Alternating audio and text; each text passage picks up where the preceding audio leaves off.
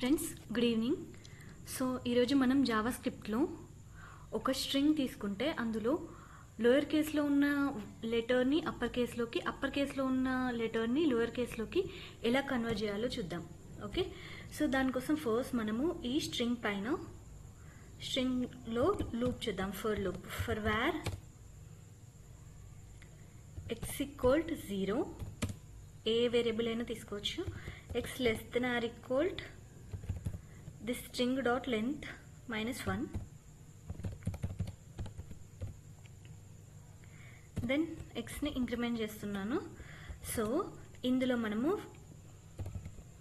First ఒక condition చూసుకుందాం. So ఏంటి అంటే upper dot index of str of x str of x not equal to -1.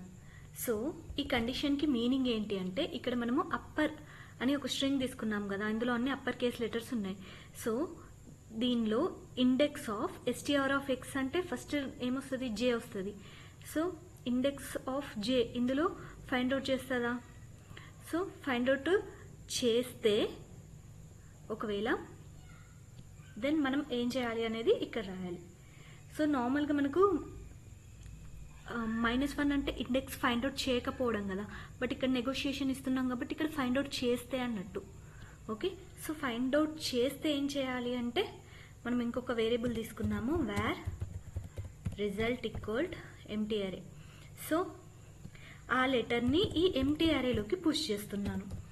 Okay, push of str of x అంటే ఇప్పుడు ఇందులోకి ఈ j అనేది వచ్చింది.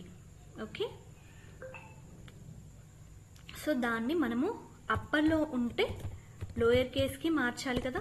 సో 2 లోయర్ కేస్ అనే బిల్ట్-ఇన్ మెథడ్ని యూజ్ చేసి దాన్ని లోయర్ కేస్లోకి మార్చుతున్నాం. And again else if samely నేను ఈ కండిషన్ని మోడిఫై చేస్తున్నాను.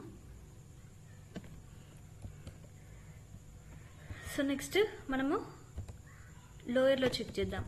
Lower dot index of x not equal -1 అయితే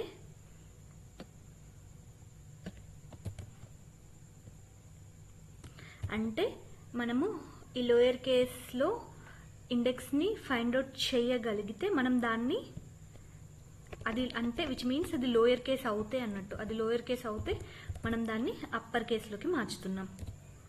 సో ఏది కాకుంటే ఈ 2 కండిషన్స్ ఫాల్స్ అయితే then result dot push of str of x.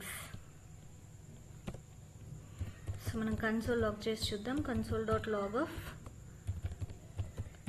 First ఈ రిజల్ట్ అరేని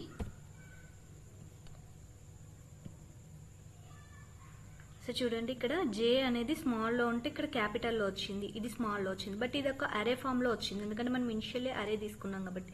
సో దాన్ని స్ట్రింగ్కి కన్వర్ట్ చేయడానికి నేను జాయిన్ ఆఫ్ అనే మెథడ్ని రాస్తున్నాను. సో ఇప్పుడు చూడండి, జావా స్క్రిప్ట్ ట్యూటోరియల్ అని వచ్చింది. సో మీరు ఇందులో మెయిన్గా గుర్తుంచుకోవాల్సింది ఏంటంటే ఇక్కడ ఇండెక్స్ ఆఫ్ అనేది ఈ బ్రాకెట్ స్టార్ట్ ఇక్కడ అండ్ ఇండెక్స్ ఆఫ్కి బ్రాకెట్ క్లోజ్ ఇక్కడ, దెన్ నాట్ ఈక్వల్ టు -1 అని చేయాలి. అలా కాకుండా ఈ బ్రాకెట్ ఇక్కడ పెట్టారంటే మీకు అసలు అవుట్పుట్ రాదు. ఇది మిస్టేక్, ఇది గమనించుకోవాలి.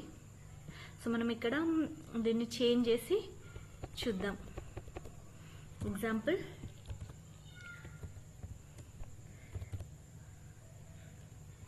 ఓకే, క్లాసెస్ అని ఇచ్చాను.